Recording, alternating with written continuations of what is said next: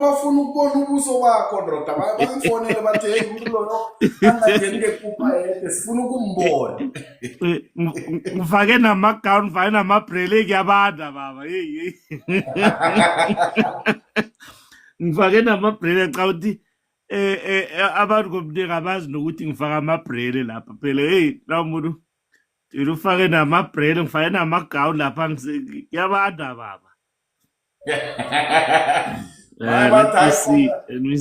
Sikhalela ukumbona sidinwe ukumbona nabamdirectako lapha. Uyasibamba isikhathi vele uyasibamba isikhathi so neminyaka seyikhambile phela manje amabrele yabona. Hawu ngithunga ubabsi Mlangeni.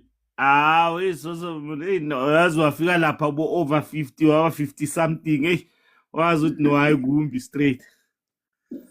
Mara anifuni ukuvuma ukuthi nikhulile nihlala nizenza abachimani nimbatha ngenye indlela ndoda yokuthi uyamqala umuntu wakhona ngadala umkhulubheyi nokho ndoda azivuma ukuluphala cabanga usukhamba usuvuma ukuluphala hawa sosawa ngeke khonakala. Nabo mawaza nifuna ukuluphala nayo umbona isports itshetshana emhlophe. Ya yasiberegela nokho yathusela Kumbuzo lapho phasi before sokungena. Basho bangiphekelele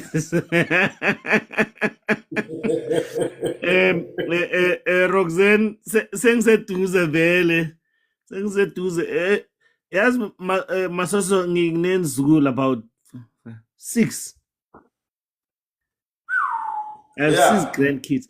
I have 6 grandkids and 2 of my amadodakazi ami sebachadile basemzini abo. So Roxanne ngizakutshela ngizakupha idate ngiphekelele sasa. Okay, ngaphandle kokumorosa isikhathi ithi ngikwamukele ngendlela efaneleko. This is Zanonke podcast ihlelo elimayelana nezokubonisana lapha nalapha isiqubulo sakhona sithi ungafeli ngaphakathi asikhulume. Yeke qobe ngomvulo nangolosihlanu siba nama live on TikTok ngo7 kuya ku8 ebusuku. La siqoqa khona ngesihloko esikhathini esiningi ezilethwa babantu abasaba ukukhuluma ebantwini and then bese ke babhalela iZanonke podcast ukuthi ngibawa ukuthi keni sihelebhe ngomraro onje kobana ungararulwa sinjani. And then what I normally do ngithola abafundisi depending on the topic ngithola abafundisi into efana nalezo and then sizo adviceana and then umuntu avente without even abantu ukuthi bazi ukuthi lesi sihloko sibuya kuye into efana nalezo.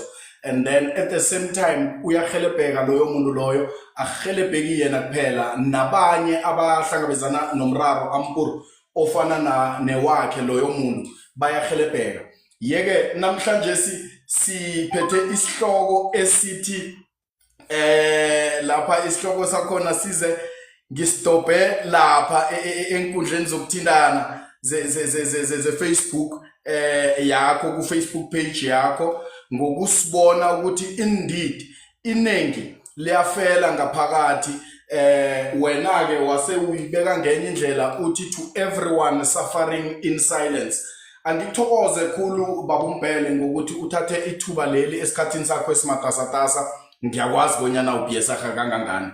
So ngokuthi usithathe isikhathi uzokuba nathi namhlanje ekutheni asisabalalise indaba yokusafara in silence kwabantu sizwe bonyana ubabumbele njenge-author njengombhali bekahloseni ngalesi sihloko begodu abantu abasafara in silence ngengikuphi kufuze bakwenze ekutheni bagcine bahelebhekile. Njenganje ngizokunikela leli thuba babumbele ulochise wonke umuntu osibukeleko nabasezako sesibalotshisele futhi njalo and then uzitsho bonyana ungubani waziwa sinjani ngenzeka mina ngikwazi ngenye indlela abantu bakwazi ngenye indlela very good nje introduction and then we get to it Mbele. Ngiyathokoza Mnguni, mina ngikubiza Masoso, so I hope baza kuzwisisa. Ngilotshisa wonke umuntu okhona, ngithokoze ukuthi ungimeme Masoso. One other thing ngiba ukuthi bangilibalele ababukele ukuthi ngifake igown. Sometimes kubonakala ngikwanga awuhloniphi yabona, but there was no dress code anyway. There was given, so iweather namhlanje ePitori it's not good, it's cold and it's raining, so ngabona ukuthi no ngalesikhathi vele isikhathi vani sengilungisela kuyolala iminyaka ikhambile. But ngilotshise kibo bonke, mina ngingusipho Mpele, born and bred eMpumalanga, ngazalelwe eBethal, but we moved ngayokuhlala kwaNdebele eBhokono ngabo 1978-79. So ngumuntu wakwaNdebele, ngikhulele kwaNdebele, ngifunde kwaNdebele. Uyazi ke nasesikhulako ke umuntu uyachange ke aragela phambili ngokuphilo. I'm an actor, I'm an author, I'm a speaker, I'm a program director, weddings, companies as well. So I'm a father, you know, and a grandfather and all those things. But most importantly, I chose this topic because we all go through sonke sidlula kuzo indwezi, siyagoyisha abantu bathanda ukuthi siyagoyisha, sidlula endweni eziningi, but esikhathini esiningi sibona ukuthi singakhulumi, kuningi kwenza ukuthi abantu bangakhulumi, dying in silence and hurting in silence. Kokunye ke sisaba ukuhlekwa, kokunye sisaba ukujajwa, kokunye ke sisaba ukuthi ke abantu bazokuthini. Yabona, that is why ended up uthi man uJabulani benginayo izolo, he was okay, but because beyangakhulumi, he was going through a lot, agcina thathe stupid actions and stuff like that. So I chose the topic, and now ngalandela ipage lami kahle nokubhala izinto, and abantu they take these things as a joke, but only to find that mina there's a hidden message ngaphasi kwayo yonke into engiyihlolako. So nami ngiyagoyisha as a person, and people might think ukuthi no izinto zakho zi-right. No, there's no such. We all go through something, but ngithi ebantwini masingakufihli ubudisi bethu esihlangabezana nabo, intshijilo esihlangabezana nazo empilweni, ngombana awazi ukuthi ngubani ozohelebha, awazi ukuthi ngubani okulaleleko, and awazi ukuthi ngubani okuqalileko. So esikhathini esiningi abantu they die in silence, they keep quiet, and usubona umuntu uhira nrareke nokuthi hayi Masoso musibeka right besikhuluma naye and stuff like that. So I chose this topic because sonke siyagoyisha, but we need to speak up. Okay. Yeah, no, liqiniso lelo hlanga ukuthi abantu we are going through a lot. Kodwana kunamezwi engivane ngiwathande akhulunywa ngomunye umswa engicabanga ukuthi uzosijoyina engasikade ubusehla, athi na umuntu akwafuzi bonyana uqaleke njengenkinga zakho nofana njengemiraro yakho. Yes. So I thank you so much. Yazi enye into wena Masoso, siyasaba ukukhuluma, sesibhederisa ukufela ngaphakathi, ngombana let's take for example utshela umfundisi inkinga, awusazi ukuthi utshele bani, utshela umfundisi inkinga, nini esondweni uzwa sekuchunyelwa ngento efana nalento oyikhulumileko. You understand? So we are afraid of such things.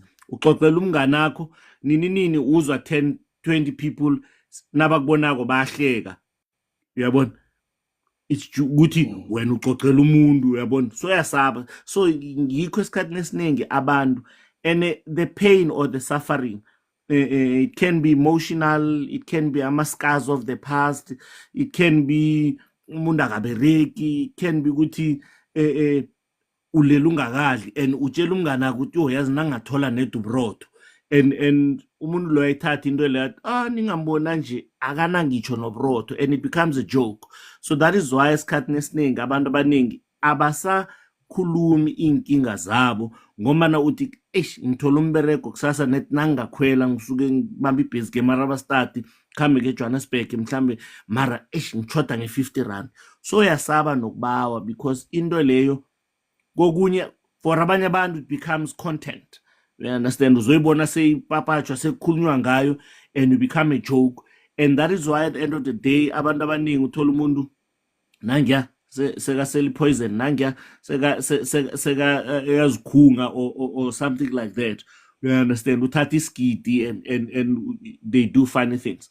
But bottom line is that now unekinga now ukhulumako, don't have expectations, but have faith. Iba nokholelo ukuthi into leyo izokudlula, because waba nama expectations uzoba disappointed if ungatholi helebho, and you ended up saying abantu zizinja abantu abanandaba nami ngibawa ihelebho and stuff like that.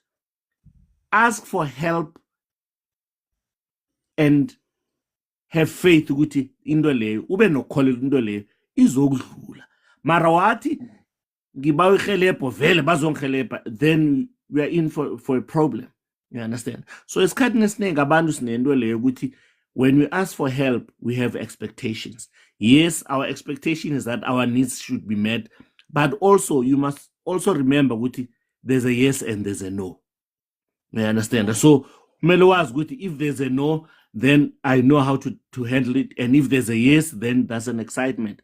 That is why dying in silence, you'll be stressed. That is why getting a negative response from your plea, you'll be stressed as well. So you must have room for a yes or a no. You understand? Don't expect kuti yokindo izoba yes. Let me give an example. We go for auditions. We as an actor, you go for auditions, and now we are for our auditions. We are prepared. Ufundile script. We are actor velu uqale speeding asbona. And when ujeluguti, I'm getting this part. You understand?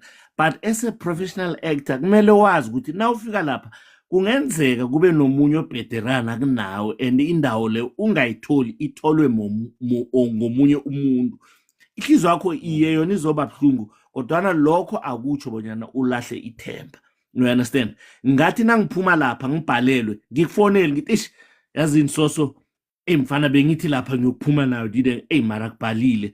And wena what you can say to me ukuthi no, better luck next time mfana, try again. You understand?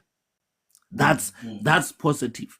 You understand? Unlike ukuthi ngife in silence, ngigcine ngizonda ukuya kuma auditions, ngigcine ngizonda uku-apply for umbereko because of ngi-expecte wena to say something nice and wena you didn't say something nice. You understand? So siba bantu into leyo iyasibulala. Ubona umuntu aluzi weight, ubona umuntu ihloko ngathi yahlanya sekakhuluma yedwa khamba, zidlule endweni eziningi, sicalana nento eziningi, kodwa lokho akutsho ukuthi ungakhulumi. Ungakhuluma nakhona na ukhulumako, khetha ukuthi ukhuluma nobani. We understand? Because ngakhuluma nawe Masoso ngithi no Masoso lo ubusehla ngiyathemba indoda ngizokhuluma naye ubusehla naqeda la enzi TikTok live ngeproblem amliya. We understand? The into le iyongibulala nami very more. I'm going to be depressed more, ngizoba stressed more. We understand? And I'll end up hating life. And you know, for a lot of people, when they tend to hate life, umuntu decides ukuthi I've got nothing to live for. You understand? Okay.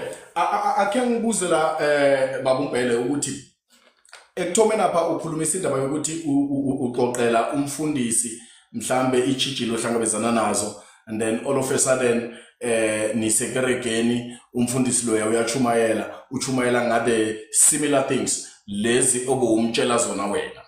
Yeah.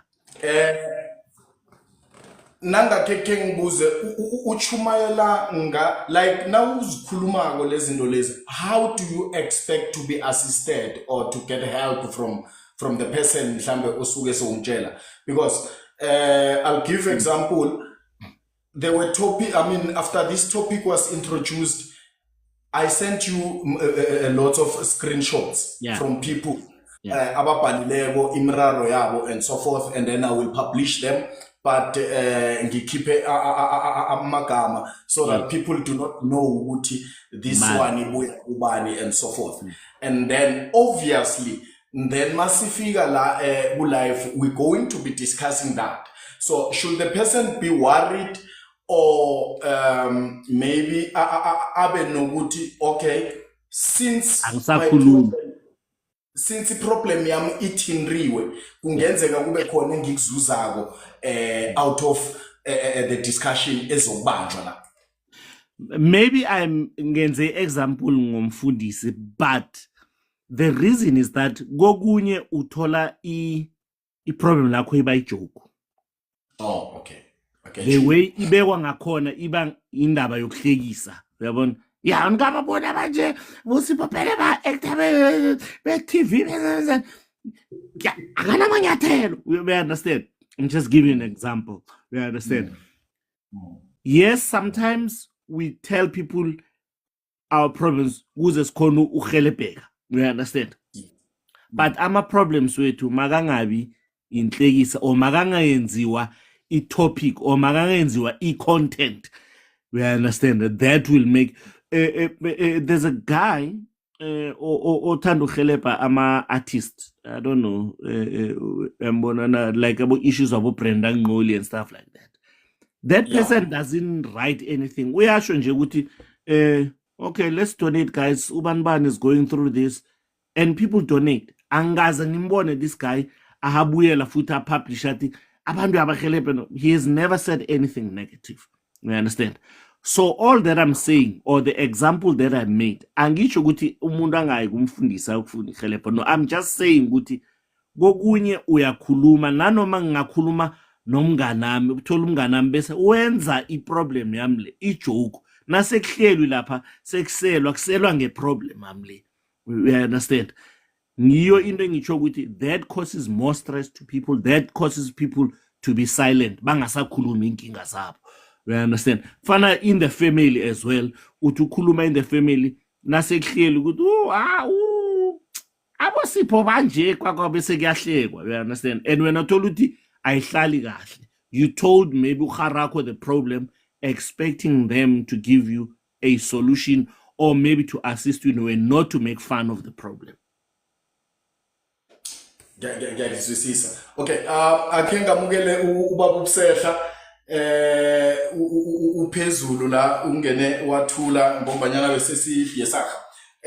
uBsehla uyi-moderator kule live, okumuntu ampur onaka kakhulu laba abaphasi into efana nalezo aphendule la aphendula khona, amukela abamukelako and so forth. Sehla angikwamukele ulotshise msokhethu. Ngithokoze Mnguni ithuba unginikela lona bonyana ngilotshise nesithekile sakho ongubaba uMbhele. Ngithi ngiyalotshisa ngiphakamisa isandla emoyeni. Sehla baba, siyathokoza nivukile. Awanokho sisavukile, umraro sengakawuboni namhlanje. Siyathokoza. Sibonke. Yeah, no, siyathokoza Bsehla. Namhlanje sisikhamba nobaba uMbhele inkosi ya 2 minutes. Your story. Story. Masoso just ungene emlonyeni ngibawa invite nangu umswananga lapho uSiphiwe Mlekwa, my manager as well. I think he can also have a contribution to the topic. Spure Mulekwa. But yeah, just unglibalele lapho. Okay, sure. No, it's okay. Yeah. Mr. Mulekwa siyakwamukela. Sithokoze njani? Akha ngakuzwakela sikezwe ngikhaya. No ikinga yikho man. Ngubaba lo. Ngimi ubaba lo. Ubaba ngazi nginabufakazi ukuthi ngibani. Alright, no sizayiqoqa ke mva kwesikhathi leyo. sizayiqoqa ngemva kwesikhathi. Baba Mlekwa, siphethe lapha isihloko esithi to everyone suffering in silence. Kusho ukuthi injongo yale podcast islogan sakhona nofana isiqubulo sakhona sithi ungafeli ngaphakathi asikhulume. Ngonobangela wokubona itsha ithatha impilo zabo, and then abanye bahlukunyezwa balingani babo, kungaba i-male kungaba i-female, ukuhlukumezana kuba khona. Kodwana umuntu uyabhalelwa ukuthi angakhuluma ngonobangela wokuthi nasele akhulumile kuyoqoqwa ngazo indaba zakhe endaweni zokuditsha zokunandisa into efana nalezo. Uthola umuntu nasele ezwe amahugu umuzwe asithi hey ya no hey yabo kusehla bayagowisha. I mean already so uyathukwa ke ukuthi ngathi indaba zami zizokusabalala. Sidlulisa njani abantu abasaba ukukhuluma ngonobangela wokungazi ukuthi indaba zabo zokuphapha kangangani? Baba Mlekwa. Okay, no.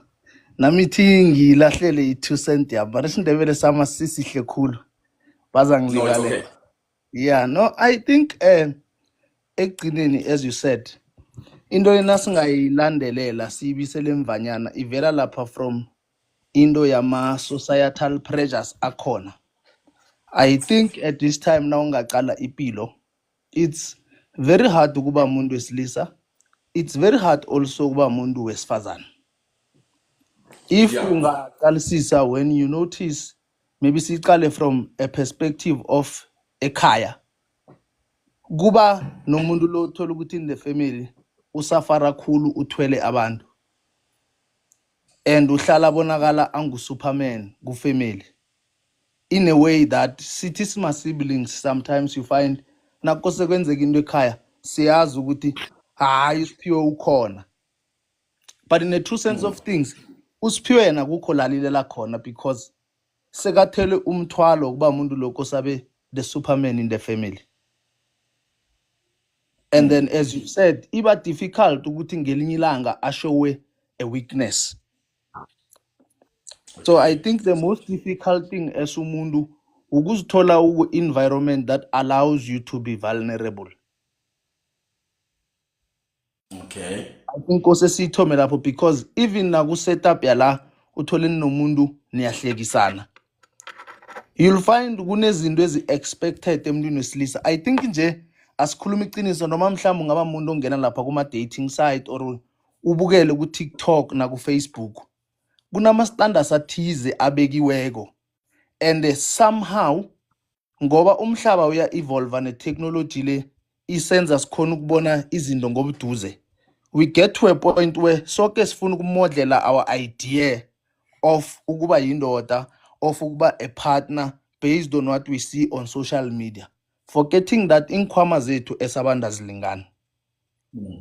And eventually if there's a standard that is set, you'll find sometimes uhlekisana nomuntu but ngale ku WhatsApp unokuposta angakutshela angatsho wena, but uyaposta in a way like ekuhloma ngomuno ekuphokako to say bona abangani bakho benzani. So nje sekuba nzima ukuthi na umuntu wesilisa ukhona ukuzi-expressa ngoba sithethe ukuzi-expressa sakunamathisela endweni eziphathekako. You understand, which makes it difficult for us ukuthi nanginguSiphiwe nginganamandla njengoba nibani angikhona uzi-expressa. Kwesinye isikhathi you find umuntu wami ngamthanda ngendlela engcono mara ngikhoni ngoba ngiyazi anginakho lokho nalokho aku-expectako. Yayibona? So I think the most important thing ukuthi sifuke to a point where let's create an environment. I think the most important thing is to create an environment that allows a person ukuthi abe vulnerable without ukuthi abe judged. And I think all of us siyamdinga umuntu onjalo empilweni. Mina I would say in most cases omunye umuntu nokuthola mhlambe mntazana une friend engumamakhe. Yes. You understand? Then ukhona ukuvula isifuba kuye. But for us amadoda kaningi, now ungathi uyacheka kaningi esizweni sabantu abamnyama, we are a nation of fatherless young men. So anginayo umuntu lo engimtrusta ngokuthi ngingathulula kuye. Cala musingale ngakuboma baneinkundla eziningi zokuhlangana ebanazo labo mabakhuluma khona, but thina bobaba all the things ezingenza umuntu azibulale izinto kaningi nasihlele khona nisihlekisa ngazo. You understand? So into eziningi ngabo uma ngathi I experience something mhlambe esithweni sakhe sobuma akhona ukuyishare nomuntu. Mara mina mang experience something angeke ngifike kuSipho ngithi endoda sekuninkinge so. Ngoba nangitshela wena already uthola ama ideas okufuna ukungena umuntu wami. Umjabulise ngendlela engithi mina ngikhona ukumjabulisa ngayo. Awuthi let me help a brother out. So these are the things that I feel zikhosa into leyo ukuthi senzeni sifele ngaphakathi, because I believe la umuntu afika khona agcina commit suicide vane ngingasikuthi alikho ihelebho, but ayikho indawo ayibona noma umuntu ambona angaba umuntu angathululela kuye, ngoba impilo mina I've realized the most cooler kosube nabantu othwalisana nabo. Whether uthwalisana nonkosikazi, uthwalisana nomngani nomfowenu. So masingafeli ngaphakathi, but I think into le it calls for introspection kithi esabantu to say, am I that person? Am I my brother's keeper? I think let me put it that way. Am I my brother's keeper? Because for a person ukuthi afike la, I believe akekho umuntu ofuna ukuzibona file. If impilo beyikhamba ngendlela esifisa ukuthi ihambe ngayo, ngabe sonke sesekhona sisafuna ukuphila sibona abantwana bethu nabantwana babantwana bethu. But because impilo egcineni nasikhulako ayibi into lebe siyifisa, which means kose kube nabantu abavala isikhala lesa sezinto empilweni ezange ngikhona ukuba nazo bengizifisa. Kube nabantu abenza ubukhona bami buzwakale, especially ehlangothini labantu babo nangathi uyaqala I'm sure ngokuya kwe research irate yabantu abazibulala kakhulu babantu bembaji. So Yeah, okay. impela ngazi bofuna ukungena. No, bengicabanga ulahlekile. No, sorry Bishop. No ngibuyile.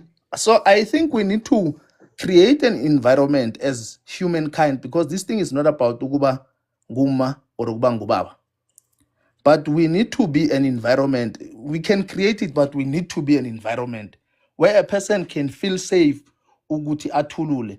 Angithe ekugcineni unfortunately asibo bonke abantu esingathi spirituality sethu mhlambe sisesondweni. Omunye I think we need to devise a survival mechanism. That's what I believe. Mina hence I always tell people my motto in life is simple. There's always something to be grateful for, and it could have been worse. You understand? That's my motto. That shows you ukuthi I don't have all the things or people I see into yoke engiyifisako, but in what life has given me kose ngibe nelihlo. So I always say sometimes there's this thing evane ngithi it's perspective versus preference. Now unganotice esikhathini esiningi sinawe esikhona ukulwa sibanga into ukuthi uthe uRonaldo ubetter than uMessi. Sikhohle ukuthi it's just a matter of preference. Akusinto esingayibanga. Or it's just a matter of perspective, indlela obona ngayo akusindlela engibona ngayo. And i-weakness yakho ingaba amandla ami angaba i-weakness yakho. So ungathina ubona umuntu ahluleka ku-area ethize ukuthi mara lwangabhalela into eso. Ngoba empilweni omunye nomunye umuntu unenyeva lakhe. And lelo nyeva kuwe ngaba yinto elula ukuthi ulikhiphe. Kuye yinto ekose ubukhulu bakazimu bubonakale entweni leyo ngaye. So mina my last thing ngingaqedi isikhathi khulu is to say, let us be an environment, a place where a person can run to impilo na imbetha, especially for the people around you. Do you ever stop and wonder how much it takes for abantu abaseduze kwakho ukuthi babe seduze kwakho, ukuthi bakusupport, ukuthi baphile, basurvive? Because kaningi umuntu engimbona la endlini, we always pass each other. We never make time as a family to say, but Alright. it's my brother. You understand? Because sometimes, I'll be honest, I look at my younger brother ne, and I'll be like, Yeah. dress. But someday, when they get something in common, this guy is just as human as I am. But because ngimthatha njengomfethu and ngimqala ngendlela engimqala ngayo, ayinginikeze an opportunity to see that there are days where this guy uyadinga ukuthi ngimqala ukuthi urehe na, ngingabi someone that I just pass because udlulile ukhona ngithi no ukhona. Mm. So let us be an environment, a place where a person can run to, because into yokuthi abantu bazibulale ibhlungu, and sibabantu, I think at the end of the day asikhomba abantu ukuthi babone ukuthi nami I've been there. We always want to act tough. Mm. And Yes. almost all of us, I always say, umuntu wadlula ngale kwe-30, i-reality yempilo kulazo ibona khona. So all of us has like case afika ku moment la ngithi Zimu wayungangithathi ngoba lokhu nalokhu akusila phela asikhulume impilo inehlelo layo. So ama stages wempilo akhona ukutshela ukuthi siphiwe ngalesi sikhathi ngabe kwenzeka lokhu. Ukuthi mangakenzeki sonesikolodo noma umthwalo. So empilweni siphila impilo yesikolodo. That's why bebathi we are living on borrowed Borrowed times. time. Mm. Yabona siphila impilo yesikolodo sibolekiwe isikhathi mana siyakoloda because there's things sasihlele noma sifisa ukuthi zenzeke ngesikhathi esithize mara zange zenzeke. Ukungenzeki kwazo sekusikolodo, and njalo we are always trying to catch up. We are always trying to catch up, and ihlelo lepilo sometimes alibi into ebesiyifisa. I'm pretty sure all of us asisila sasifisa ukuba khona. Very So true. those are the things. Sometimes empilweni kosi wamukele ukuthi unehlelo lakho lepilo, unejourney yakho kosi uyikhambe, and angekho ifane niyakasipho Mbele. Mm. We cannot all be doctors, we cannot all be lawyers, we cannot all be artists or celebrities. So ekugcineni, that's why vane ngithi kunezinye izinto iBhayibheli lichoko ukuthi unga envy. Ayisindwembu ukufisa ukufana nomuntu, but at the same time ngelinye ilanga idala umona oyokuba isilonda empilweni engeke uphinde usipholise. So asifundeni ukwamukela isimo, ekwamukeleni isimo. Number 2, sifunde ukuba abantu abazwisisako ukuthi nangicala uSipho, he's just a mirror of me. He's a human being. He's going through life the same way I'm going through life. Mangabe ngitshela uSipho my problems and uSipho he takes them out there, it's okay, but I know nayo inezakhe. Mangitshele uMr Bib sehla inkinga zami and he thinks yena ngazenza feel engcono ngokukhuluma ngami. Ekugcineni we all have those moments empilweni where before silala, that moment of reflection. So another thing that's most important, funda ukuba umuntu ogenerator amandla inwardly. Always find a way Generate amandla nakwenze njani? inwardly from ngaphakathi. From ngaphakathi. Okay. Generate amandla from ngaphakathi ngoba ekugcineni impilo inengikhathi la it's you against the world. Inengikhathi where it's the world for you. Inengikhathi where you are up there and the world celebrates you. So you can never be celebrated. Impilo inama seasons, and learn to embrace impilo nama seasons wempilo and understand angeke kuhlale kunje. So funda ukuba umuntu patient with yourself. Vana umuntu athi cut me some slack. Sometimes we need to cut ourselves some slack. Singabi hard on ourselves because impilo ayikabi. Yazi qala lokho amusinabantu bathi nakahlekisana athola umuntu, athi nakathola umuntu babhalelana adlula athole wesibili. He's surviving. He's surviving. So mina angifuna ukuceda isikhathi sengikhulume khulu. Ngiyakwazi. Ukukhwela bakhulume mara Uzwakele sithokoza umfakela kwamambala, siyathokoza nakumbhele ekutheni akudose atsho ukuthi yewudoswe phasapha kukhulu okuthuleko kukhulu yabona ngikho konke okukhulumileko igama olukhulume ekuthumeni nala elithe be the brother's keeper. Yeah. Uyiqedile mfo. Uyiqedile lapho. Yazi Also masosi kungena. ungakangeni kancane Mbele, I think also, before you become a brother's keeper or a sister's keeper, whoever, self-introspection ibalulekile kwamambala engakhe ngikuveze ekutheni uzokwazi ukuhodlelela le imiraro lomuntu akuzela nayo na. Sele ungeke ukwazi ukuyihodlelela ekutheni kunabantu abathi mina man isiphiri singiphathisa amathumba into efana nalezo. Ngicabanga ukuthi babantu engeze wabahlubulela ihliziyo utsho ukuthi man I'm going through 1 2 3 because otherwise kusasa kula uyokuzwa ngayo indaba kholeya kuselwa ngayo impiye kuselwa ngayo amatshwala into efana nalezo. Nomfo ngikuzwile kwamambala mpela before ngikuvulela kuno osibhaleleko wathi I was diagnosed with a mild depression and was admitted for 2 weeks because silence is the silence killer. Ibudisi ngaleyo ndlela mpela njengombhali obhale ngaso lesi sihloko, ibudisi ngalendlela indaba yokuthula ungatsho litho emntwini, kungaba mhlambe ngubaba kwakho, kungaba ngumma kwakho, kungaba ngosondelene naye ekhaya nofana umngani. Ibudisi ongangokuthi ukuthula ngabe bekufaka esibhedlela. Angeke ufake esibhedlela kodwa ngakubulala ngafa bangakubona ujamile khiragi kulukutu se bekuphele. You understand, because angithi into ezingaphakathi la ziyapakelelana. You understand, i-depression is one of the serious killers ezikhona, and esikhathini esiningi i-depression ikhoswa kungakhulumi inkinga zethu. You understand, because sihlala nazo hawa mina akuzokutshela umuntu hawa nginroda mina vele ngizoyilungisa into le. You understand, and it's not all about that.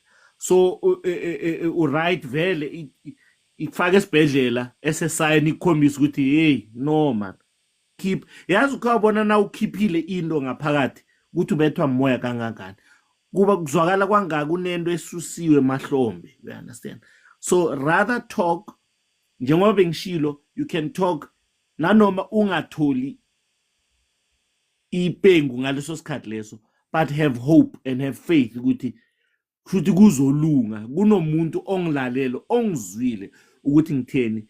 Imoto yami noSiphiwe i1 konje sithini Siphiwe?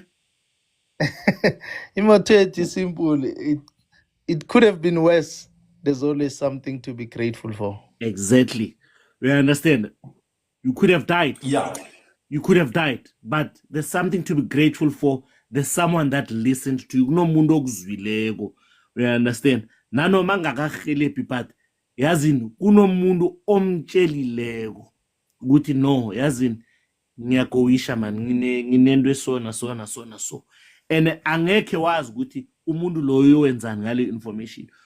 That is why ngithi mina na ukhuluma ubokhuluma ebantwini obathembako and ebantwini obhilivela kibo ukuthi yazini angangizela nesolution nanoma ngeke angicatshe mara angakungikhulumela na somebody or angangitshela ukuthi no thumela iCV yakho la so or no man yazini ngine 5 rand awuna 5 rand nasigcwalise yabona senze 1 2 3 yabona ukuze ukhona uhelebheka. So ukuthula it don't help. A lot of relationships ayaphela because partners can't speak to each other. We understand, umuntu wami uyamsaba umsome njani umsaba. We understand, umuntu uyakhuluma naye enangekho akubulali. Yazi vani ngitsho ngithi mina indaba uyayikhuluma na uqeda la uyichiye emntwini lo uzadecide ukuthi yena wenzani ngeinformation omnikeleyo le. Akunamuntu ongakubulala ukuthi wena umtshela inkinga yakho. We understand, it's just that ukuthi people now have tend to be afraid to speak about their problems because abantu abaningi benza ama-jokes ngama-problems abantu, ama-problems abantu abayi-content for bona kuba yinto nje yabona yokukarisa kuphela yabona. So masingafeli ngaphakathi, let's talk about issues, and we must talk about issues and not create expectations, because we'll create my expectations. If those expectations are not met, you're going to take yourself as a failure, and that's not about that. Njengoba uSiphiwe ashilo ukuthi impilo ineplan yayo. There's a plan about life, your life. We understand. Mhlambe ngaleso sikhathi leso it's not your time yet ukuthi ube lapho wena ofuna ukuba khona. Impilo ikubekela ukuthi no in 5 years mhlawumbe uzoyifikela le nto ofuna ukuyifikela. I've been doing auditions masoso mina for ama advert. I got an advert after 10 years and I never gave up. I understand. I always had hope. Uyazi ke abase Johannesburg uyana ufika lapha sebanicala bathi no sharp jikani ujiki. Now usibaka angeke ulunge, you understand? And you don't become silent, but you keep on pushing. So sibabantu, we must stop being quiet about our issues, talk to someone or do something about it. If you don't act, you won't get help. Very true. Okay, mpela ke ngikubambe kancane sithathe imibuzo la nange mhlambe kunemibuzo abantu abanayo ubaba umpele ukhona ubaba uSiphiwe ukhona lapha. uRoxanne la uncema uthi manje siphuma njani ngokhulumako simsize mara aphinde simsize kodwana aphinde again. Ukhona esengimsize kanengana ukuphuma kubomachonisa kodwana akalisi. Angazi ukuthi ngifunda kuhle Ncema bengiloko ngilinga ukukudosa ukuthi ukhuphukele phezulu. Yeah. So that you can also have follow-up questions maybe ngilokho bazobe bakuphendule khona. Angazi uzwakele le mbuzo engiyibuzileko evela kuye uNcema. yawe yazwakala uqinisile empilweni kunezinto ezithi kose uziqale ekugcineni we are human beings in as much as sinayo ibhanka leya yama emotions yozwelo yokufuna ukuhelebha at some point we run out of gas nathi njengekoloyi. So Okay. uma umuntu ahelebha funda from ihelebho lithola umuntu loyo ngoba naye kunamandla la adose khona nakakutakulako. Amandla lawo ngeke ahlala nawo ngoba ngithi vane sisho sithi awukhona ukunikeza umuntu into onganayo. Yes. 2, kwesinye isikhathi na umuntu ukosi wamukele ukuthi you can never save a person who doesn't want to be saved. True. So kunabanye abantu ngamhelebha abuyele entweni nomhelebhe abuye abuyele entweni igcina imdlile. So ungazisoli lokho na uhelebha umuntu angahelebheki ngoba nawe liyeza ilanga la udinga ihelebho khona noma ngeke ulifune kuye. Angithi empilweni vane sikhole ukuthi na uhelebha kuyatshala. Yes. Mara into oyitshalako ekugcineni jemde uyibone imbewu leya ihluma. Mhla ingakahlumi then a person must be questioned because ekugcineni we must remember that ehelebheni there's also into yokuba accountable as a person. If today ukumashonisa ngiyakukhipha kumashonisa, from there you need to be a person ofunde isifundo ube accountable to yourself. We understand going forward. Yes, ubonakala ukuthi into le wayibona ukuthi wrong wafuna ihelebho to show ukuthi bowungangiyuzi. It should be that you've learned the lesson and going forward yokwenza into erege. But if you come and claim ufundile then ubuye wenze njengomuntu ongakafundi, mina ngiyakholwa ukuthi lo helebha akasana qala. Yeah. Lo helebha akasana qala. Angazi ukuthi ngizwakele. Uyezwakala. Msehla ake ngizwe ngakuwe umbuzo mhlambe okhona namtjana umfakela based on isihloko esikhuluma ngaso. Ngiyathokoza Mnguni ithuba onginikela lona.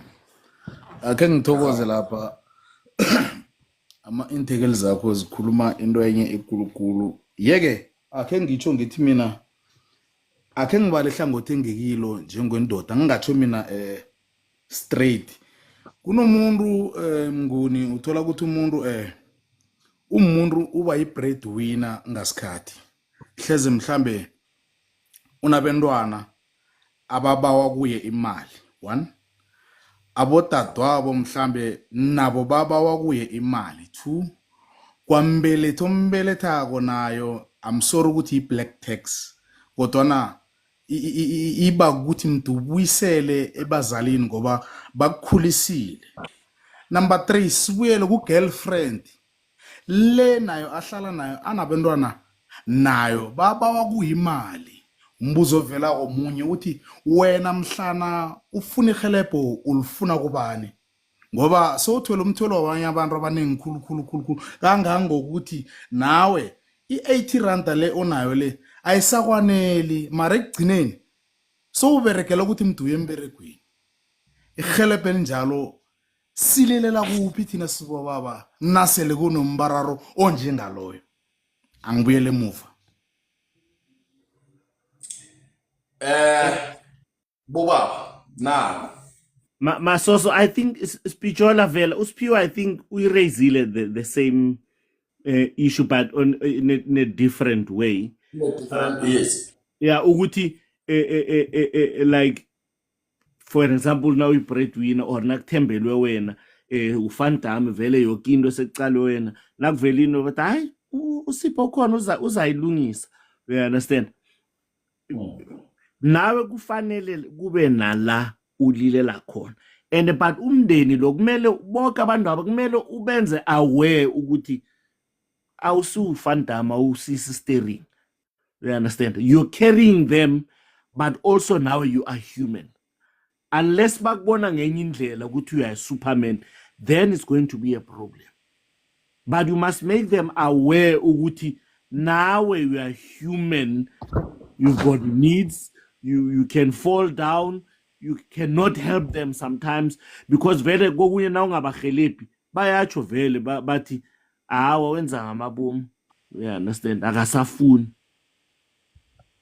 Yabona le question ungakangeni isipiwe eraiswa ngobusehla into esiphila nayo ake ngithi endlini enzima esikhulukazi whether umuntu wembaji ngamtshana umuntu wengubo kodwa na kuyinto esibambileko nami isamselufu into njengaleyo ngihlangabezene nayo ngisathoma ukusebenza back then whereby ugcina ukuthi sona more than 10 or more than ake ngithi 7 yabantwana obathoma ngelincane sebabakhulu kodwa na cost umthengele elincane wenzeni and then nase baphumelele wena usakwazi ukulilela kibo ngoba nawuthomako ngelinye lamalanga uyakuye ukuthi man ngiyakhayelelwa 1 2 3 bengisaba wehelebho uzwa into le obubawa ehelebho layo iqoqwa ma colleagues wakhe ngisho mhlawumbe sebayabereka into efana lezo ngile into echiwo ngusehlo ukuthi ulilela kubani ngoba wena you thought maybe uyatshala ngokwenza njalo well not expecting ukuthi uzokuvuna kusasa but ngonobangela wesimo sokuthi njengathi wena soyabogaboga ihelebho ongalifunyana lingale nawuchinga khona uyizwa seyiqoqwa le bangani ukuthi ningambona njaya ufuna ukudla umntwana lo ulilela kubani ngilokho akubuza. Yeah. Ukungena lapho for ngiphendula. I think empilweni as abantu and I think into mhlambe ukuya phambili nasithume abantwaneni into ekose siyifundise into ephendula umbuzo loyo ofana nalo obuzwe ngu Mr Besehla. I think empilweni kose kube nento esiyiphula ke ebantwini into ye entitlement. Because abantu generally angeke ngithi naturally I'll say generally banayo into yokufila ngathi bayakolotwa. But imvelo indlela yokukhomba ukuthi akekho umuntu okolota omunye umuntu into ngoba nepilo umuntu akayiphiwa umuntu uyiphiwa nguZimo. Now you must also understand that ekugcineni na ufila ngathi umhlaba uyakolota or abantu kunento bakolota zona into ekhulume ngibaba uMpele wathi uyokulimala lokho nama expectations angamitheki.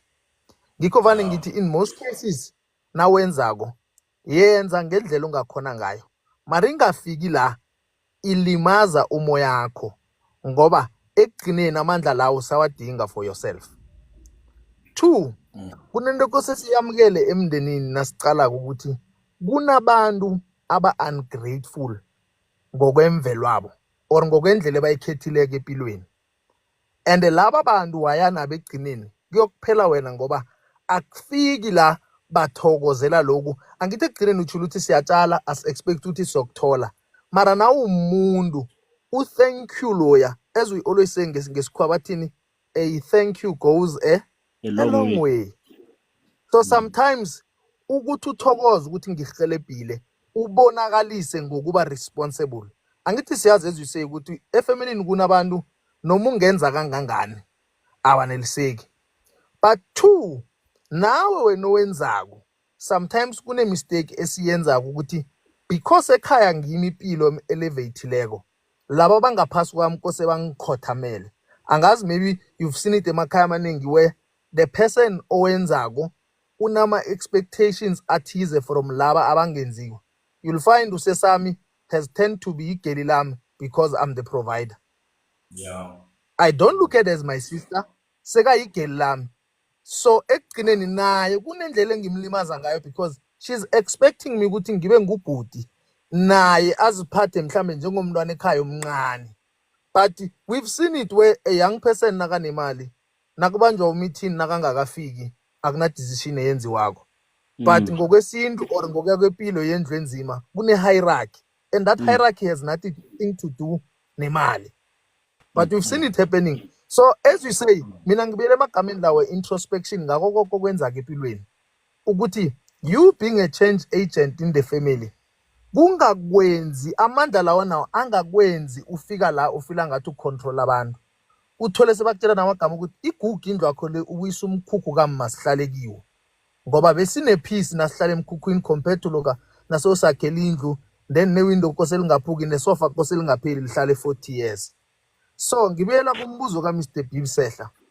Kuba nzima as he has said ukuthi lokha umuntu owenza lokho, mina ngibothatha umbono kaBaba Mpele othi ekugcineni ayikho into ebitha i-communication. Always communicate ama feelings wakho nomndeni wakho so that ba understand how much it takes for you to be the person onguye. Nokuthi now you are a human being. But two, i-suggestion amenyithi impilo na ukhulako ikupha ithuba lo create umndeni outside of umndeni. Take advantage of that opportunity. Qala musu nje nginombhele, he is my brother. Nangitshela abantu I say uSipho my brother because life has given me an opportunity to build. Yazi kunomndeni lo ngawukhethi nomndeni lo ukhethako. Angicala lokho na uthatha uma this person yoba a part of your life abe mndeni kuwe mara kasimndeni ngokwegazi. So take advantage of that opportunity pile kupha to create a family outside of a family. Because ngelinye ilanga uSipho lo uzokhona ukuba maybe a mediator between you and a family. You understand? Abuye kube nguyobiza umithi noma nqala tibatso. Yazi uSiphiwe nakenza so na so. You must understand. Uyalila damani kimi mara akakhona ukapproach. So a friend who becomes a family somehow becomes the pillar of the family or a mediator between you and the family because he's a neutral person. Ngiyathokoza.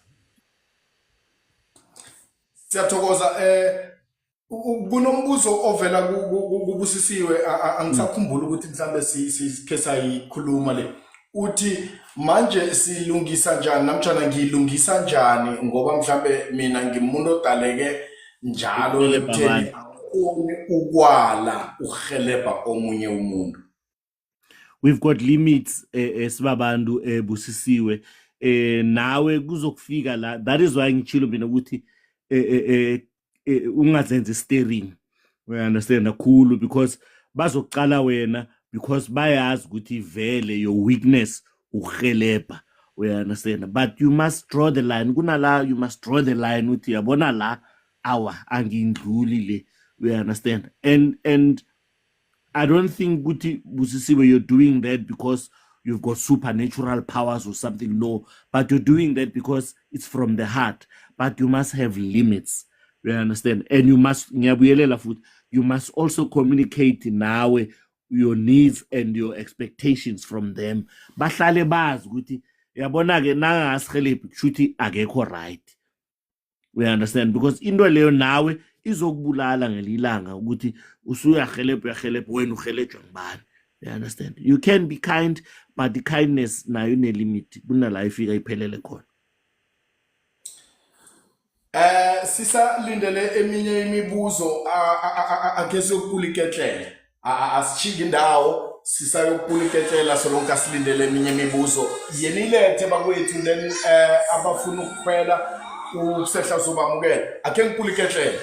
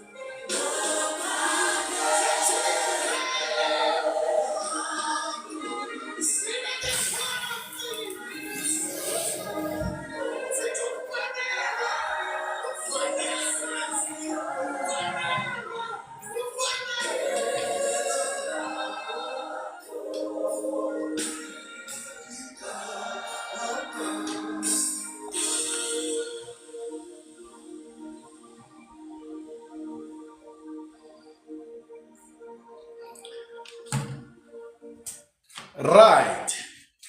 Sibuyile sirakela phambili bakwethu. Sinemibuzo ikinga sidila nemndeni etayi. Imndeni ayika hlangane. Hey, imndeni bachitayi hlangabeza.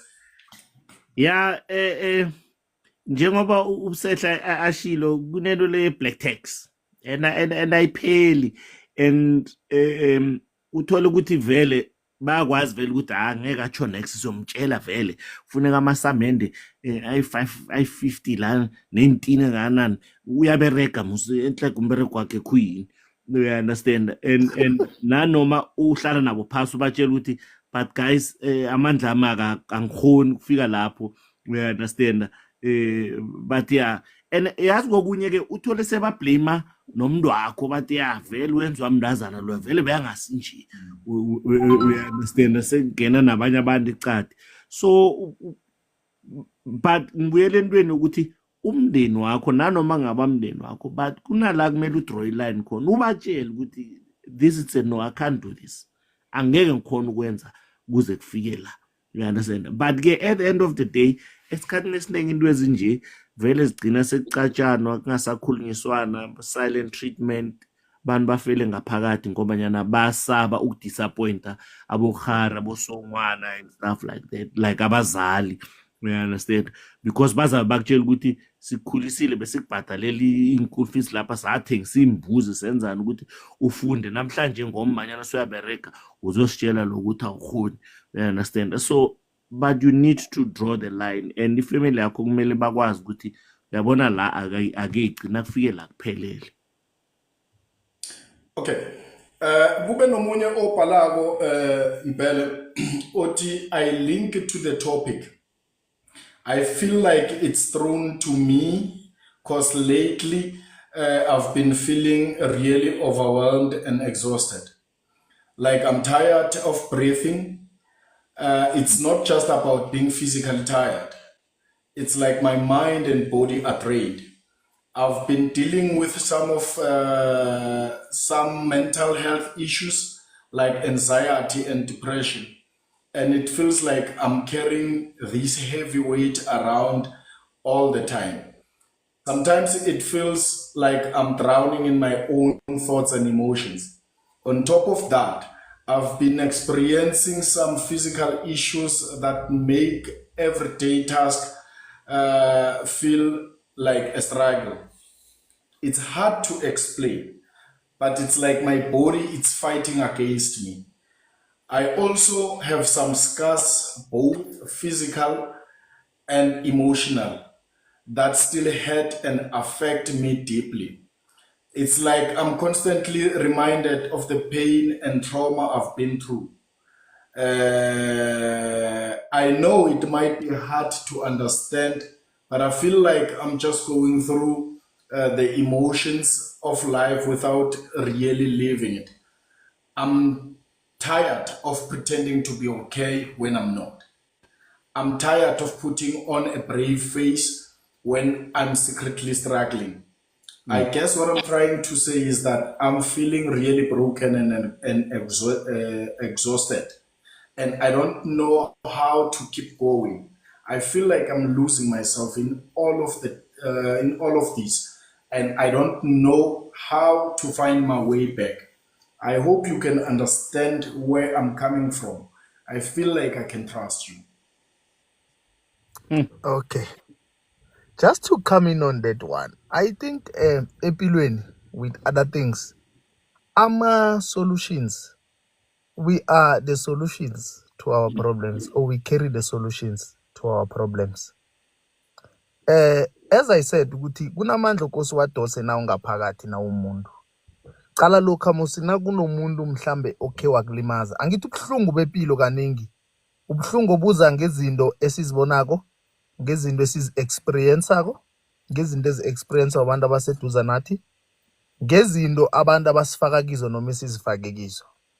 So, as a person, kunale nto kusuzifundise yona ukuthi kwezinye izinto cala lokha nawonwe muntu, kunabanye abantu noma ucolo labo ungalilinda, ungaphila uze uyokubhubha ungakalitholi.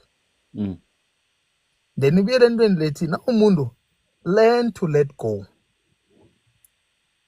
kwezinye izinto empilweni. Bona musi ilanga nelanga liza nomthwalo walo. Kunezinye izinto empilweni noma ungalawa kangangani angeke uzichange ngesimo sakho ngaleso sikhathi. So vuma ukuliphila ilanga wamkele ukuthi, hence they always say phila ngathi kusasa likho. Mara ekuphileni kwakho ngathi kusasa likho, phila kodwa ukhumbule ukuthi ikusasa nalingaba khona uyoliphila njani. I always tell people ukuthi impilo is the longest short journey. Impilo yide mara ifitshana. It's the longest short journey. Yeah. Yeah, it's the longest short journey impilo. So you must understand ukuthi into ebalulekile yile moment engiyiyo. And kwesinye isikhathi noma abantu bangakhuluma kangangani until mina I decide. So kwezinye izinto empilweni ukuthi uphume kizo is just a decision away. It's like ama-past traumas. Noma ungalila kangangani, noma singakhuluma kangangani as a person, but once you decide ukuwathwala, yazi kunomuntu musuthi uyamtakula athi mara umthwalo lo ngiphuma njani, ngiyosiphe ngiyakuzwa mara ngiphuma njani. So funda into leya yokuletha go. Singakutsho okuningi silale, but now umuntu, hence sometimes vane batsho bathi kwata mara ungavumi ilanga lilale usakwatile, ngoba kusasa ukukwata lokha akusayoba kukwata, kuyokwakha isilonda. So funda as a person to let go, to understand ukuthi impilo le ayisinga. As I always tell people ukuthi maybe sometimes esabantu sizinikela i-credit I'm sorry sometimes mhlambe ezinye izinto azisound kamnandi sizinikeza i-credit khulu. Mina I look at life in this way to say before ngiba khona impilo beyikhona and noma ngakukhamba kusasa impilo izokuba khona. So I am responsible for myself. I am responsible for my own happiness. So happiness at some point it's not something that you find. It's something that you create. We create it by understanding that impilo is bigger than you, that people are different, that certain people will never come to you bacele forgiveness. But if ungaba forgive, then umthwalo uzoba ngowakho. So as a person, funda ukuforgive yourself for izinto ongakazenzi kuhle. Yazi into eziningi esizikhulumela ngathi izibuyela kwezinye izinto esizichilo. You mentioned into introspection. For you to understand ukuthi omunye umuntu uthwele and kunzima. Now introspect awuzokukhumbula ukuthi nami ke ngathwala ngaphuma. So the only thing that can help us, always learn to introspect. Always try to find solutions in between ukuba umuntu ozwisisako nomuntu wamukelako. So sometimes Tina see solution to our own problems. Ngiyathokoza. And to add on that, Masoso, to what Spiro is saying, sometimes we have problems and we have solutions to our problems. Because at the end of the day, who takes the decision to take whatever that comes to you?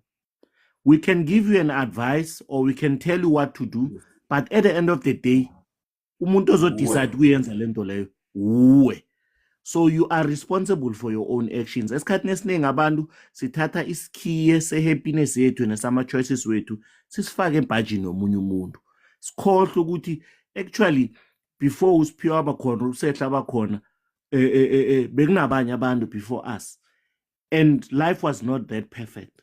You understand? Immediately when you learn that life is not perfect, you are not perfect, then you'll have solutions to every problem that you are facing. You understand? And giving up is not a solution. To the guy, the person who has written that to you, just let him know, Guti, giving up is not a solution. Naga, when he starts giving up, Uban, who's going to handle the problems for him, he needs to have a solution. Solution ikona ngaphakathi kwakhe. Yazi kufana nokuthi utemdwini how do you feel about this? I think they already know how they feel about it. You understand? Maybe they are protecting themselves from the answer, or maybe they are protecting you from the answer. So the choices and the responsibilities and accountabilities, it's always there and it lies in our own hands. It's like we are holding on to ilahle lishisago, but we don't want to let go.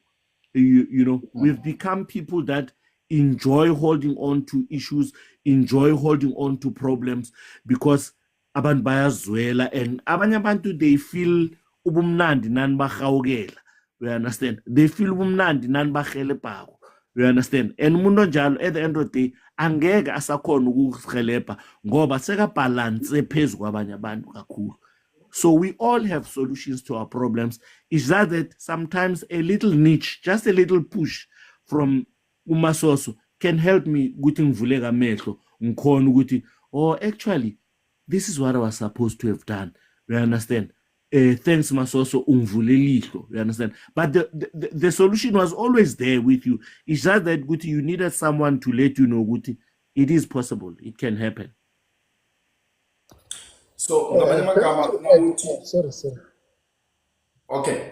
Na uveza indaba yokuthi ngingakunikela mhlambe iyeleliso or advices, but the decision lies with you ekugcineni kwelanga. Ngamanye amagama ngingakunikela le advice wena uchingele. Yeah. Now uqeda ukunika advice lengithi uyabheda. We understand. We understand. But don't feel bad about giving people advice. Give people advice, but the choice on what to do, it depends, it relies with that person. Whether you weigh your options, we understand. Yazi umuntu ningamhlalela van ngisho kulento yabo men's conference, but men's conference. Singawenza ama men's conference and whatever. But lento le yabo women abuse, it ends with us amadoda. If we don't want to do it, we don't want to do it. We understand. And if you don't want ukushaya umuntu wesifazane, you don't want the choice unayo choice ukuthi, but this is wrong, I can't do this. You understand? But because of pressure or because of vele wena unjalo, and then we'll end up doing that. Now we are talking about ukufela ngaphakathi. We can talk here nabo Setla nabo Roxanne sikhulume bekuchinga ilanga, but bottom line is that umuntu othi nasiceda lathi ngibazwile bona, but this is what I'm going to do. No, yona vele ekugcineni kwelanga nguwe umnikazi wempilo and uzosithathela sakho isiqundo esokuthi well fine ngibezwile bayezwakala mara mina ngikhuliswe so ngazi umfazi aphathwa so mhlambe or ngazi lokhu kwenziwa so ngizokwenza njalo. It lies with you. That's very true. Mpele, you wanted to come in as pure. Yeah, ngifuna ukukhwela phezu kwamagama kababa uMbhele ukuthi you know vane nithi a desperate what calls for desperate what. Yeah, that's right. Now, you understand. So, Yes. kunento lepilweni ukuthi there are harsh realities of life okose uwazi na umuntu. And now udila ngawo mele udile ngawo in a harsh manner. So kwesinye isikhathi ngathi sinokuba soft on certain things ngempilo and think someone must always come and speak live into my life. Someone must always Yes, come man. and give me solutions. Nangumalo ebhala kamnandi that desperate times calls It's for called for desperate desperate measures. measures. Yes. So, as a person, you need to understand, as I said, that life is bigger than you. You know, sometimes umuntu khona ukuza kuwe afuna advice, abe awazi ama-answer afuna ukuwezwa. Yes. Ngiza kuwe ngifuna unginikeze advice, mara nginento engifuna ungitshele yona and nginento engafuna ungitshele yona. Then it Yeah. means ngazi ukudlula wena. Kuhle mina ngazi into ekose ngiyenza neta ngifuna ukuyenza, ngifuna wena uzongenza ngifile better ngento lengidecide or ngizokwazi ukuthi nangenza into lengidecide ngoba ngiyazi yangibulala or wrong, ngizabe kunomuntu engijama ngaye ngithi yawubani watsho ngathi mina ngikwenza lengithe ngiyoyenza as a person. So you must also understand, as Mr. Mpele said, when you give out advices, ekugcineni a person is the one who will decide ukuthi yokwenzani. Bona lokhana uxhikisana nomuntu akubetha akuhlambalaza enzani.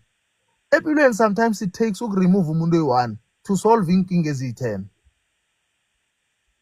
But umuntu athi angifuni ukumremova mara ngifuna change. Akekho umuntu onamandla wokuchange umuntu. Empilweni leyo nto kose siyifunde noma uthola umuntu omhlekisani whether ungumuntu wesilisa or ungumuntu ongumama. Ekugcineni Yeah. lento omthola ngiyo. Bona lokha into ifana nento yekolo. Bona lokha mina manginekolo ehlukeneko nomuntu engihlekisana naye, ngithanda ngingathandi, ngelinye ilanga ikolo yethu yokuqasha ngoba khumbula ikolo noma into isiko engikhuliswe ngalo lingimi. Then now uthi uzongichange uthi ukuthi ngilisa into engimi. And angeke ngiyilise ngilisiswe ngiwe. Kose kube nento mina engivila ngathi yenza isense ukudlula le ngikhule ngayo. But I cannot undo uSiphiwe bekakhona noma ngi-erase uSiphiwe obekakhona. Ifana lokho na uhlekisana nami uthi wena umama umfuni. You must know ukuthi uSiphiwe lo nginguye. UnguSiphiwe lo nguye ngemfundiso zakamama lo ngamfuni kwani. Then ungafuna umama lo ukuthi nama ungifuni. True. Uyayithola. So empilweni you must also understand ukuthi njalo when you give out advices, bona ngiyokunikeza advice ngokuba umuntu o-objective, ngokuba umuntu o-neutral. And kahle nabo advice uthi Siphiwe, if you were in my position bowungenzani. Bese ngiyakutshela bese uthi ngiyakujaja. And I'm offering solutions, but it's harsh solutions for harsh realities of life. Ngiyathokoza. And some of these things, they need tough love when I'm also, because being silent while ugoisha, it's like stepping on broken glass. Ujame phezu kwama-glass ayakuhlaba uthulile, you don't need help. You understand, Masos? Because immediately when you remove yourself from the glasses, it means you're going to seek help, uzohamba uyogeza lesilonda, usibhandishe and stuff like that. So being silent is the same way, you understand? You need to find a solution to talk to someone. You understand? Nanoma wazi ukuthi lo muntu loyo angeke akutshele into le ofuna ukuyizwa. That is tough love. Ngoba isikhathini esiningi abantu nawubatshela iqiniso bacabanga ukuthi wena unandaba nama feelings wabo, you don't care. You understand? Bese umuntu adecide ngamane ngithule ngingatsho next vele because nangikhulumako bangitshela lokho engingafuni ukukuzwa. Yes, of which is wrong. Man bobaba nibekile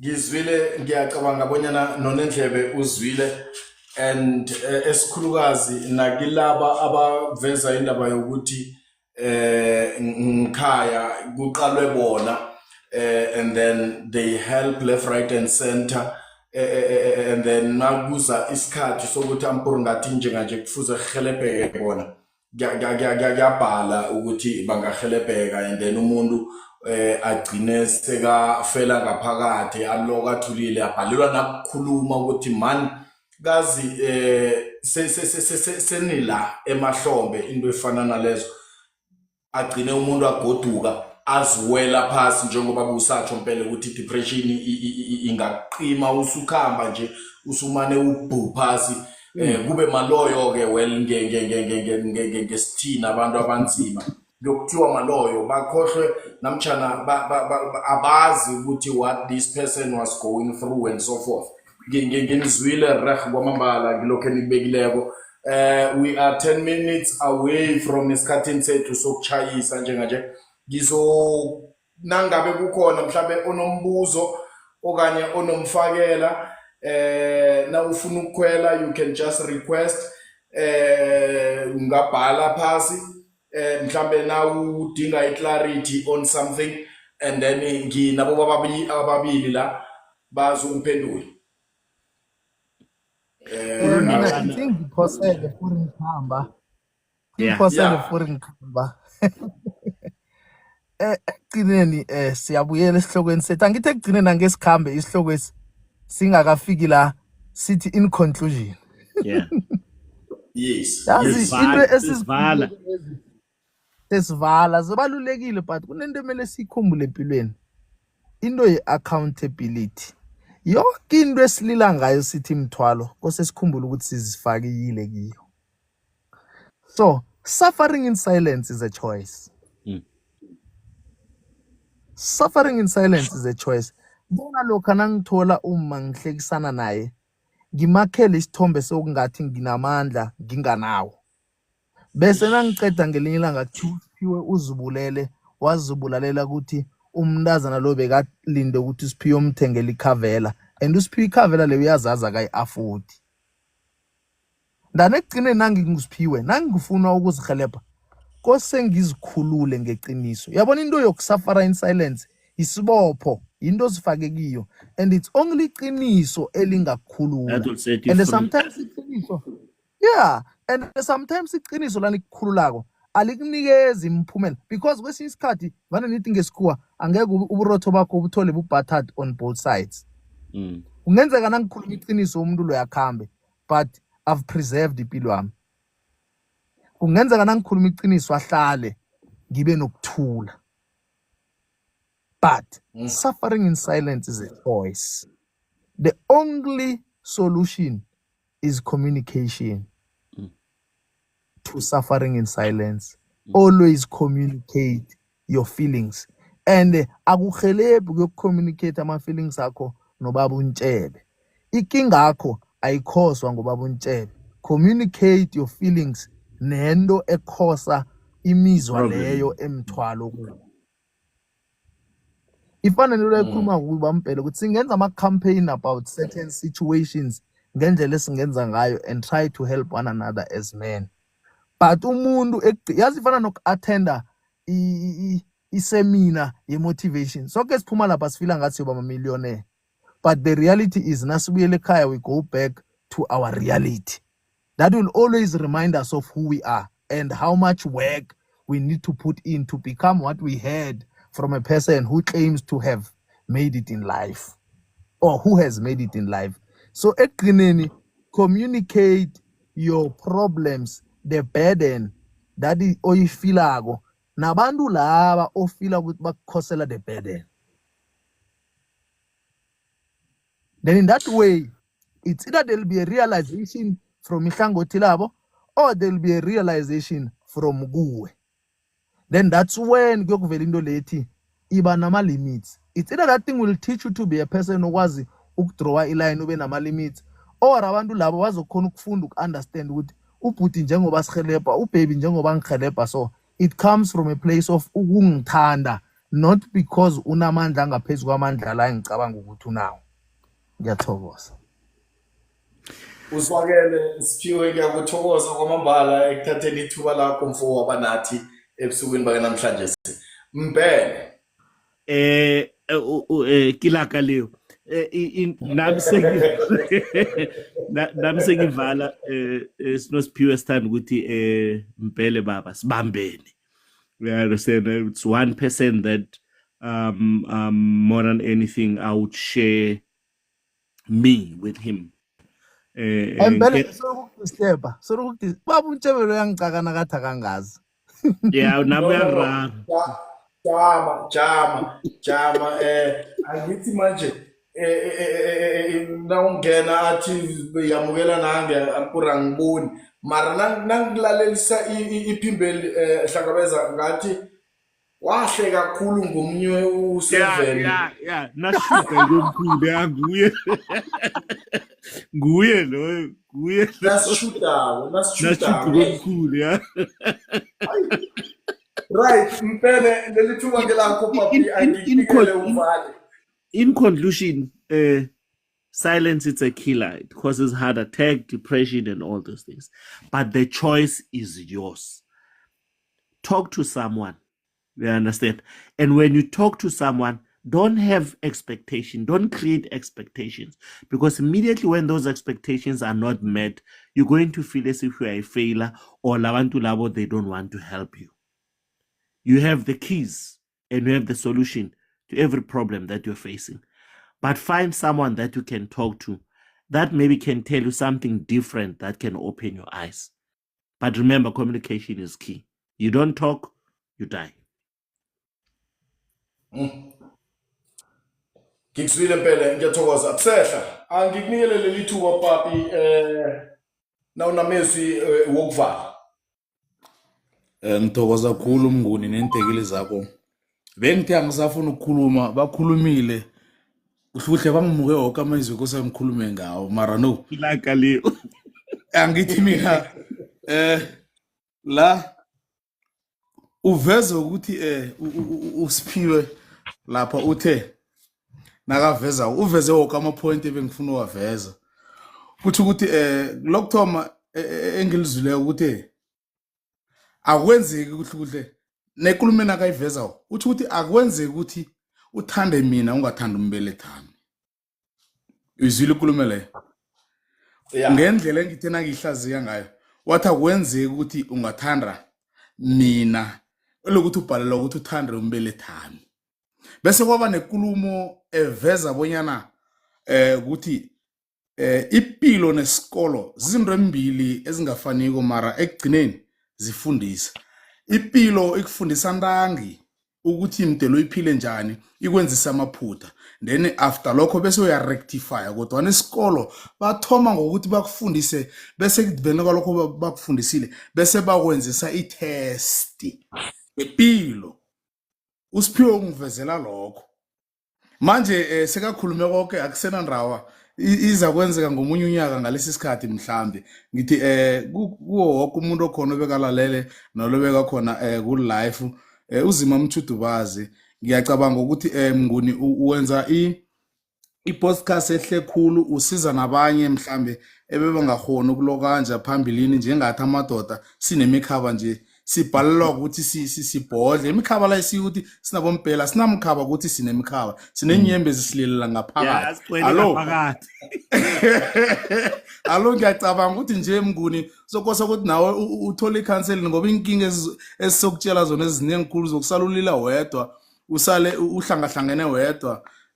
Mara ngikuthokoze ngelinye ilanga mhlambe sizaba nomunye ozo ezithoba ukuthi uzaba ne-office lokuthi enze i-counseling. Angithokoze khulu Mnguni, ngicabanga ukuthi ukusuka la kuya phambili uzima kuchudubaze into yenza kwehle khulu. Ngiyathokoza. Yeah, no, angizithokozele nami. Ngibone kunesidingo man sokuthi ungafeli ngaphakathi asikhulume ngonobangela wokubona inengi lihlukumezeka and then lithulile kunganando elichoko komunye nakomunye. So umuntu agcine sekalahlekelwa impilo into efana nalezo, and also that is why in most cases lifocusa nakuma marriages ihlelo lethu ngonobangela ukuthi sisesebafitshani sisemtchadweni. Banengi abangene ngokuthi ubusehla uchadile, hayi mana akakwazi ukungiphala ubusehla uhola 1 rand ngihola 2 rand, so jama nami ngingene. So already so ungena emtchadweni ngama intentions are wrong into efana lezo. So there's a lot of things actually that will still be discussed kiyo le i-podcast. Ngisahlela izintwanyana ezinengi nala sokugcina mhlambe sihlala phasi nabo labo esizobe sibabizile sibe ku sort of ikamuranyana ngabizwa ukuthi studio nyana isincanyana into efana lezo. Well, that's a work in progress. So long kana njenganje sikwazi ukuthi sibe live, okubalulekileko ukubana siyakudlulisa ekufuze sikudlulisa. Abo Mbele bayasilethela ku Facebook ama topic, and then nako ke sigijime nawo ngoba nayo lengiyibone ku Facebook yakhe ngakareka kwamambala ngoba it's somehow in line with what this podcast is actually about. Bakwethu nginithokoze kwamambala, ngiyabona inengi liyabalabala ngendaba yokuthi yawa mani siceda ukufika and what. Well, sithoma ngo7 qobe kungomvulo nangolosihlanu, omnye nomunye loMvulo noLosihlanu siba nama topic ahlukileko, and then nenge kunento ofisa ubonyana sikhulume ngayo, you are more than welcome ukuthi usende i-inbox khona la, and then leyo nto leyo sizokhuluma ngayo. Nangabe kumraro onamahloni ngawo, rest assured mntwana ekhaya angekhe kwazeke ukuthi nguwe osende that particular message or that particular story esikuhlukumezayo. It's not hour mama, it's 1 hour 30 minutes from 7 until 8:30. Njenganje ampurvele sesifikile ekupheleni kwehlelo lethu la namhlanje labe sithi khona to everyone suffering in silence. The two gentlemen have already unpacked for us indaba yayo le namtshana yona le topic le ene bakhulume kamnandi hle sibezwile. Engithemba ukuthi na ungakabezwa ukhona ufikako this very same life uzoyithola igcwele ngalendlela engayo ku YouTube elangeni lakusasa. Bakwethu nginithokoze kwamambala, sesibusisiwe ngithokozile, ngithokoze kwamambala nonke enikhona. Mbele Siphiwe ya kufuneka sihlangane mfoko yokuhleka umawaza via. Nginithokoze kwamambala. No, sokuhlangana no, ngiyathokoza. Ya nginithokoze kwamambala bakwethu, akube buthongo kini nonke. Sure. Thanks. Sure. Thank you, hlanga.